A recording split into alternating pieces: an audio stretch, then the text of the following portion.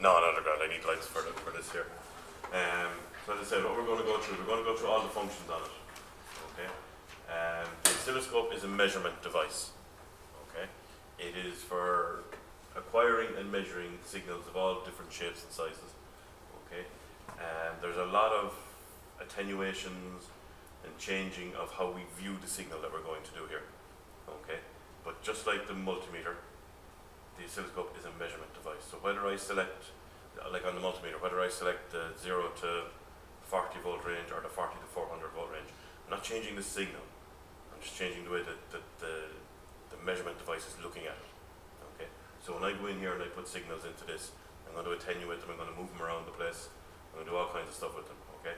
But I'm not changing the signal. The signal is the signal I'm getting into it, and I'm just changing how I view it so that I can measure it the way I want. Okay. So on this scope we have the screen here. Okay. And there's lots of information on the screen. The main part is the center here, this trace. So this is a 2-channel scope and it's color coded. Okay. I'll explain a little bit more about the channels in a minute, but channel 1 is yellow, channel 2 is blue. Okay, so if I turn on channel 2 here, you'll see a blue trace appear on the screen. Okay. If I'm on the channel 1 menu, this one doesn't. Anything channel 1 and channel 2 is all yellow. Okay. Some of the scopes, the actual menu color here will change to highlight which color you're on. Okay, not this particular one. Okay, let me turn that off. Let me turn that one back on. Okay, down the bottom here, it's giving me some information as to how my screen is set up. Okay, so yellow, channel 1. It's telling me I have a DC signal here and I have 1 volt. Okay, I'm going to go through each of these and I'll show you where they come from. But the DC is the coupling, whether I'm coupled to AC or DC, and the 1 volt is the volts per division. So you can see the screen here is broken down into boxes or divisions. Okay, 1 volt here means that each vertical box, so from here to here, is 1 volt high. Okay, and I can attenuate that. I can change that to whatever I want to capture the signal. We'll go through all of that. Okay. In the center here, we have 250 milliseconds. Okay, so that's the time base. So like any graph, the time is on the horizontal here, and the voltage is going to be on the vertical. Okay, so we can change the time base so that we can capture different sizes of signals and stuff. Okay, and then we have some other information over here around the trigger. Okay, and I'll go through the trigger with you in a second and explain what all of that is.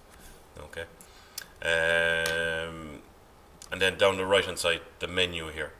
Okay, so this is what we call a soft menu, and we have soft keys to go with it. So each of these buttons here corresponds to whatever's the menu position beside it. But if I press something else, the selections here will change. Okay, so I use these buttons to select whatever I have on the menu to the right hand side, and then this variable knob up here. Okay, this will adjust certain stuff. So if I go in here to measure and I want to change the measurement, you can see the cursor moving up and down here. Okay, as I use this variable knob. Okay, so this one up here is tied into the menu. Okay. Over here, all of this area over here to the right hand side. Okay, we can break this down into different areas as well. We've got sort of menu options up here where we can do different measurements and different bits and pieces with the scope. We've got our vertical section here, which is our 2 channels. I'll come back and do more detail on the vertical in a second, but that's the vertical on the scale here. We've got the horizontal, which is our time base. Okay, and then we've got this trigger section over here. Okay, the trigger is when we look at an AC signal, and I've drawn loads of them on the board and stuff like that, but we draw the sine wave. Okay, but that sine wave, it's not a stationary thing. That's constantly moving through space. Okay, so this trigger here allows us to capture a repeating signal and see it on the scope here and hold it on the scope so we can analyze it. Okay, well, I'll show you the trigger on and off in a minute, and we can see the different bits and pieces. So I've said it a couple of times. We have 2 channels. Okay, 2 channels means essentially 2 inputs. All right, so we can take 2 different signals in here at the same time and analyze them. Okay, channel 1 here, all the way down here to this jack here. This is the channel 1 input. We'll connect up the scope probe there in a second. Channel 2 all down along here, and our channel 2 input. Okay, we have a vertical knob here. Okay, you can see the up and down arrows. That's going to move our signal up and down on the screen. So if I adjust this one here, you'll see the yellow trace moving up and down. Okay, the volts per division one here is going to change. That's my attenuation. That's changing my volts per division, how many volts per square on the box. Okay, and this we're going to call the channel home button. Okay, so if I press that, it brings me back to the channel menu. If I press it again, it'll turn off the channel, and I press it again, it'll turn it on. Okay, so any menu that I might be in, okay, I accept that one. Any menu that I might be in, once I press the home button here, it brings me back to the channel menu and allows me to select for that channel. Okay, we have a third input over here to the right hand side. That's our external trigger. We won't be using that here, but we'll go through the trigger menu and we can see how we can trigger signals, but that will be for an external one. We won't use it. And the last two bits down here, then we have a USB port here. We can stick a memory stick in there and take the traces off. That's handy for projects and stuff. Okay, and we have the test or the scope probe calibration test signal here. Okay, so we have a scope probe. And scope probe is not it's not an ordinary probe. It's not a piece of just a cable. Okay, there are some electronics in here. All right, and the reason there are electronics in here is because we have it's based on a coax cable. So the cable down along here is a coax cable. Okay, so on the tip here we've got our signal. Okay, and that's the signal we want to test. And then the outside here we have a ground. Okay, the ground here is tied to this crocodile clip here as well, and goes back to the outside of this connector here. We mentioned that yesterday. It's the BNC connector. Okay, that's our ground signal, and that's tied to earth. Okay, and I'll come back to that in a second actually. But because we've got two signals traveling down along this here in parallel, we've got capacitance. Okay, and especially at higher frequency signals, that capacitance can be quite detrimental to the signal that we want to measure. Okay, so it is important that the probe is calibrated when you use it. Alright, and on the connection end of the probe here, it's kind of hard to see it, but there is a little trim pot just inside here that we use to calibrate the probe. Okay, and we'll go through that calibration procedure now in a second. The other thing with the probes is they come with these little color bands in the bags that you have. Okay, there's lots of different colors there. My suggestion is you put two yellow ones on this and you use that for channel 1. There's two blue ones in there, use that for channel 2. It makes it a lot easier when the probes are in on your circuit. You know which probe is connected to where and you can start adjusting quickly. So, BNC connector, this one. Okay, so we just offer it up here and then we just rotate until it clicks in. Okay, like that. This little sleeve here, we'll leave that on here, push it on and it clicks in place. It just gives a little clip here to hold the signal. Okay, or to clamp onto the wire or whatever you want to do. Okay, we're going to put it onto this test probe here. The test probe here says approximately 2 volts square wave. Okay, so if I put the probe on here, we should see something, or square wave coming in. It's a good idea to ground out this cable as well. Okay, so we can ground that out just on the outside of the BNC here for channel 2. I mentioned ground a couple of times, and before I go any further and forget about it, one of the big differences between the scope and the multimeter. The multimeter is a floating measurement. Okay, you put one probe on one part of your circuit, you put the other probe on the other part of the circuit. There's 10 mega ohms of resistance between the two probes. You don't interfere with the circuit, and you should be safe to measure most measurements. Okay, like that. The scope is different. This part of the scope here is ground. It is connected through the IEC lead out to ground through the plug.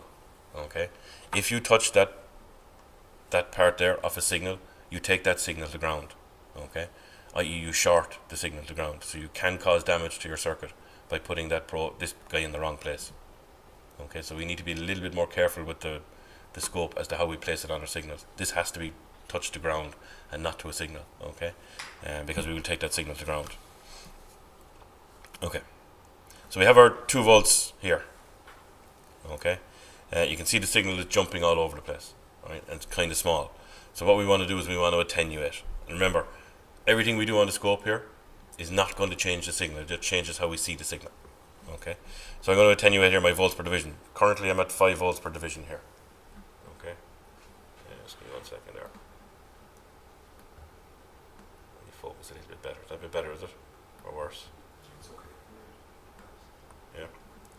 Yeah. So we have 5 volts per division here. I have a 2 volt signal coming in. So I'm going to open this up a little bit, attenuate in. So there's 2 volts per division, and there's 1 volt per division. Okay, and now you can see my signal is there.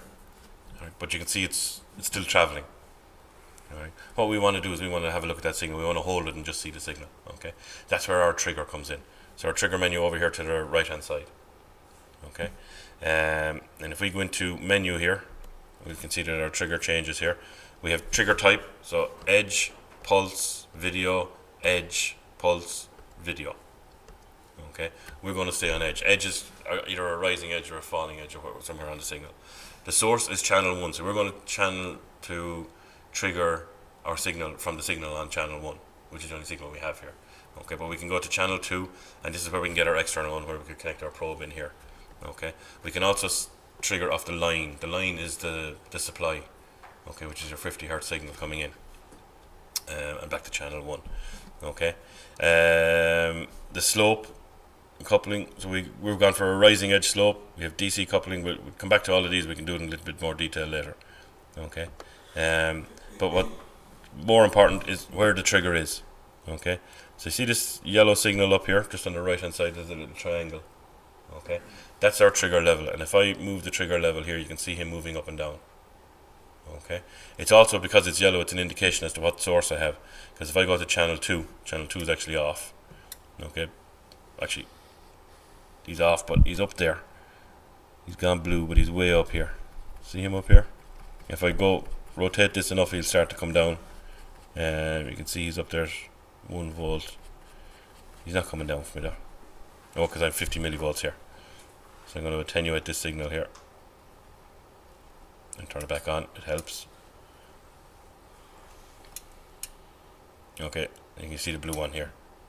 Come back there. Okay, but because I have no blue signal, it's not going to trigger for me.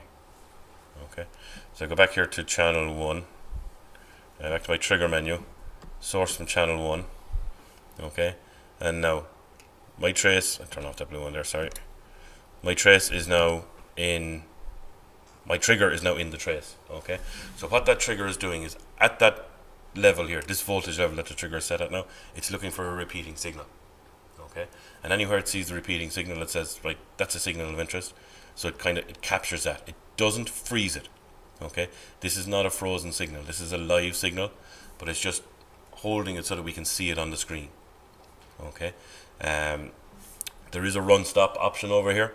If I hit run stop, okay, I freeze the signal. You can see it stops up here. So even if I take this probe off now, okay, that signal is still held on the screen. Okay, and if I hit run, you can see the signal is gone. Right, the trigger is not stopping the signal. We're still seeing the live signal. It just allows us to view it on screen. So you can see as I put this in and out, it's still a live signal, so it's seeing the signal. Okay, right, now our calibration. Right, one thing I forgot to show you before we calibrate this shock is on the probe itself here. Okay, we have a 1x and a 10x. So this is attenuating the probe in here. Okay, in 1x we've got a 1 meg input impedance on the scope. Right, in 10x we have a 10 mega ohm impedance on the scope. Okay, so for the calibration we want to be in 10x. It gives us a magnification, for want of a better phrase. Okay, so now when I put this signal on in here, you can see I've dropped off back down because I'm attenuating by 10. So I need to bring my signal out. And we'll go there. And I need to bring my trigger down because he's too high, and we get back into the signal again. Okay, so what I'm looking for here is a nice square wave. Okay, and I need to set up my probe so I get a nice square wave. The other thing is on the screen here, actually, when we're looking at a signal, the best way to analyze a signal is to see 2 peaks and 2 troughs. Okay, so time base, we want 2 peaks and 2 troughs. Okay, so that's too many. Okay, I can't see the signal clear enough. That's too many. And now I don't know if I have what kind of signal I have there. Okay, so 2 peaks, 2 troughs on the screen shows me I can see the whole signal. Okay, and then from a vertical point of view, you want to be as large as possible without clipping. Okay, so you can see I've clipped the top and bottom here. Okay, if I'm down here, it's too small and I can't really make the signal out. So as large as possible without clipping, and 2 peaks and 2 troughs.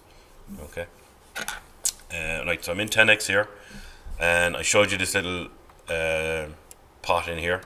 If I tweak this pot, my calibration is actually not too bad there, but if I tweak this pot, you can see that I get these tails. Okay, so I overcompensate or undercompensate. That's what we're doing here, is we're compensating for the capacitance in the lead. Okay, because it affects our signal.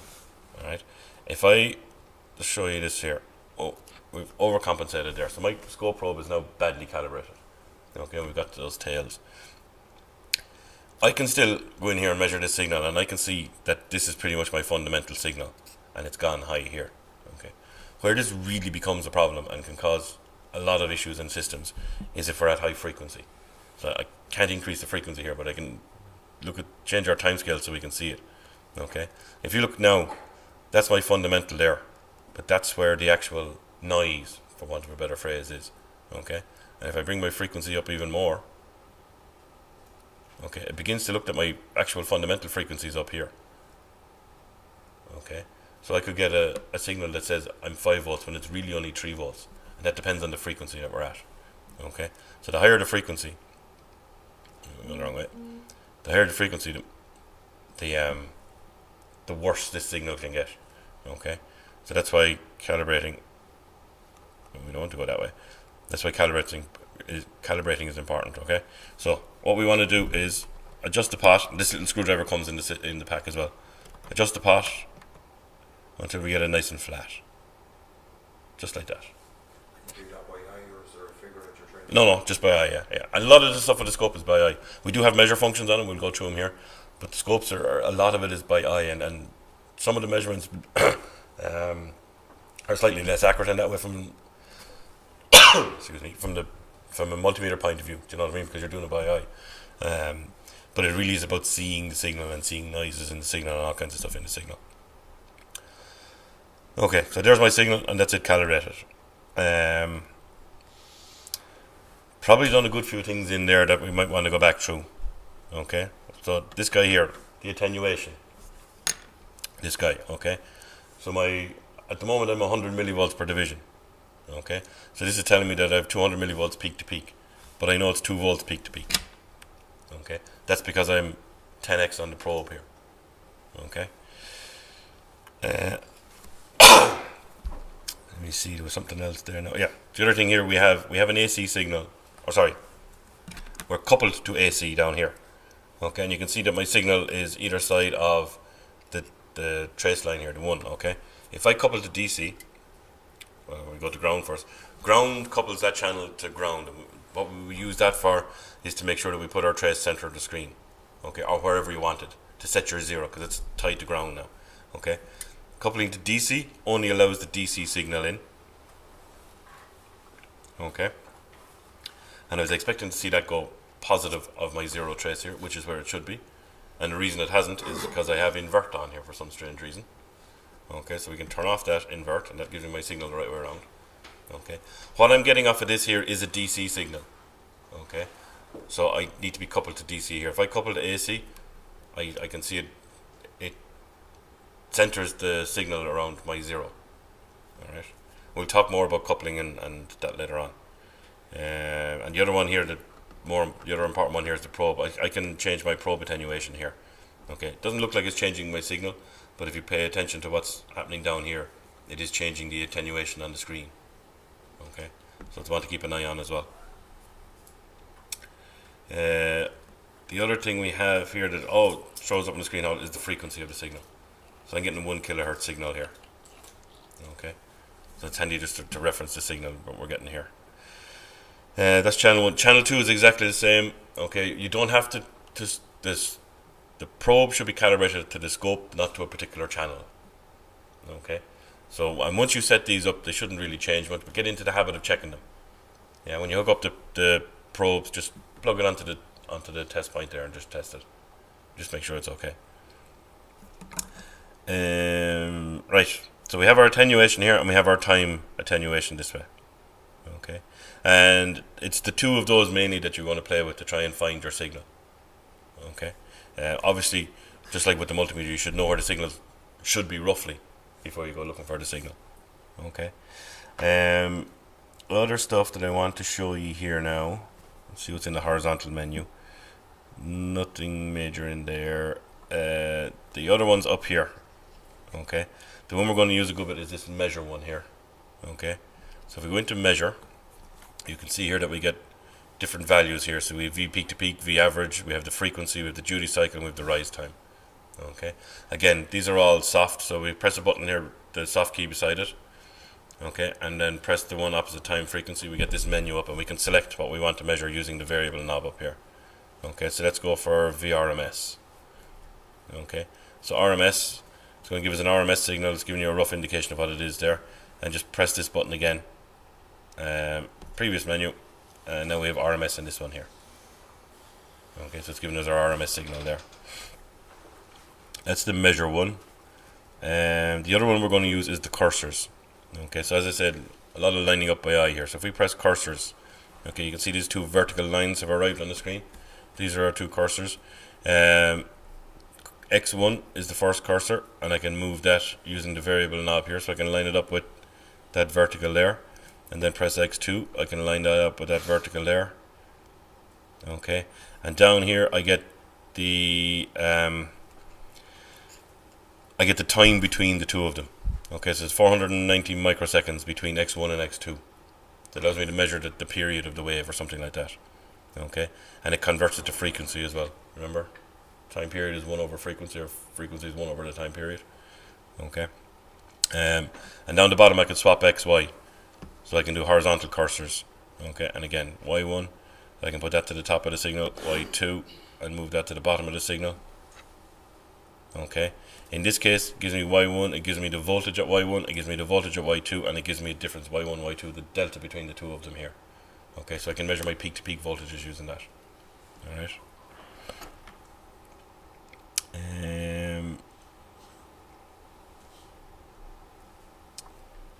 Display.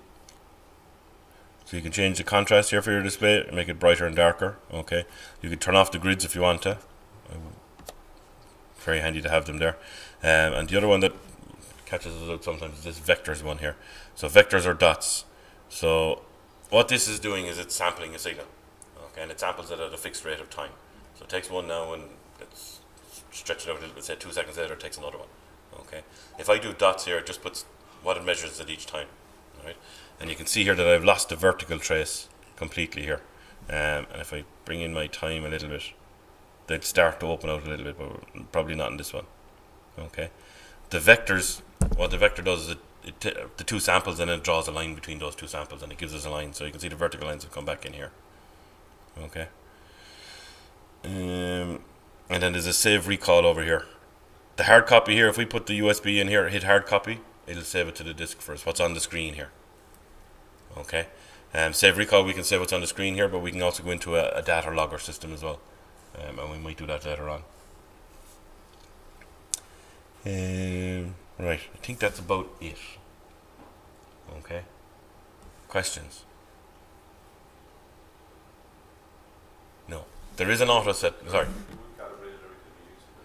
I'd have a look at it every time. Yeah.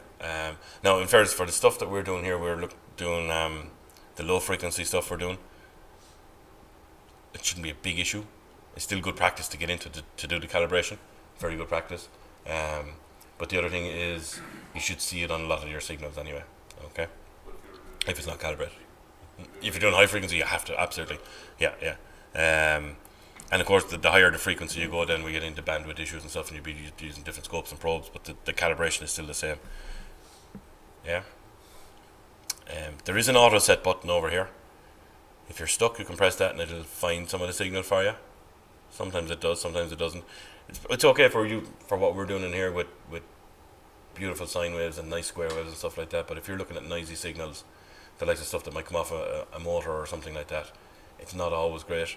That might get you closer to a signal, and then yeah, and then you can fine tune from there. Yeah. So if I do auto set here now, cursors are off, or they're not. Turn off those cursors. Okay, and go back to channel 1, and then if I do auto set here, it goes away and it processes and it comes back, and you can see the signal there now. Okay, and it is pretty good. All right. What I would say to you though is get used to setting up the attenuation on the time and the vertical here. Okay, and trying to find the signal yourself. Okay, because what I'll do, where's he gone? I'll have to find him there now. There, save recall. If I go to save recall here and I hit default setup, it's going to lose that signal on you, and I'll come around and I'll do that regularly on you, get you to go find the signal again. Okay.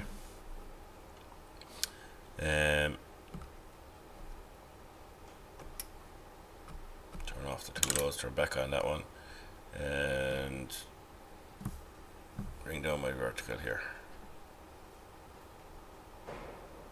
Okay, so we can vertically move the signal up and down. Okay, remember, we're not changing the signal just where we see it.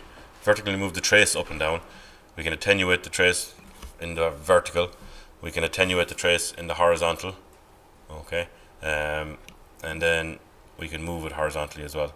Okay, I don't see my trace here, so let's see my signal. Okay, and this happens quite a good bit. It looks like the signal has gone all over the place now. Okay, and if I go back here, it looks like I have no signal. Okay, I'm looking at 5 volts. I know what's my signal? 2 volts. So you'd imagine with 5 volts I should see something. Okay, but I'm not. Okay, and if I go to 500 millivolts, 200 millivolts, you can see something's going on. Okay, problem I have here when I've done the default is the time base. Okay, I'm at 5 microseconds, so I need to attenuate out my time base, and now you can see my signal. Okay, and then I can attenuate in on it. Okay, now 100 millivolts, so I have a 200 millivolt signal. Why have I a 200 millivolt signal when I should have a 2 volt signal? Because of the 10x on the probe, yeah. Okay. So do you leave it in 1x? Yeah. So once you calibrate it, you return this to 1x. Okay, so always return the probe to 1x after you calibrate it. Now 1 volt per division, we can see our 2 volt signal here. What's the horizontal spec? How do I set it up horizontally? What do I want to see on the screen? 4 or 2 peaks, 2 peaks, 2 troughs. Okay, so 2 peaks, 2 troughs, so that's on the time here. So bring the time out. Jumping all over the place, so I need to bring my trigger in. There's my 2 peaks, 2 troughs. I don't very often get exactly 2 peaks and 2 troughs. Okay, but I want to see at least 2 peaks and 2 troughs. Okay. What about the vertical? How big do I go vertically?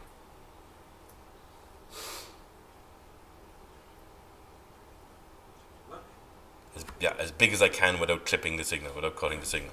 Okay. Okay, so is that as big as I can go?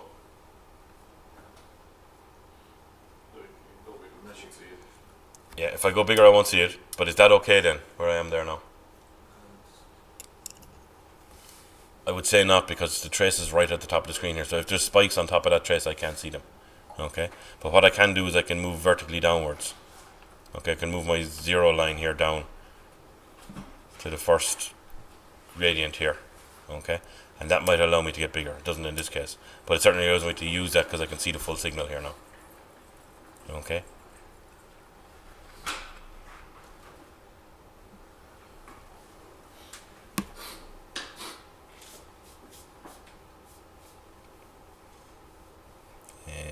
Right. Any other questions? Okay, so in the bag you've got your scope leads. Okay, we're going to take one out. We'll work on one channel for the moment, and you've got your little pot trimmer screwdriver. Okay, what I want you to do is turn it on. It takes a couple of seconds to warm up. Turn it on. We'll hook up the 2 volt signal here, and we'll try and find it. Okay. And then we'll calibrate, and we'll do the calibration on it, and then we'll unplug it, we'll plug it into channel 2, we'll try and find it, then we'll hit the default setup and we'll start all over again, and we'll do it a few times. Okay, we'll do this a few times because it's a nice easy signal to try and catch, and then we'll get the SIGGEN out and we'll hook that up and we'll have a look at some of that stuff then. Yeah.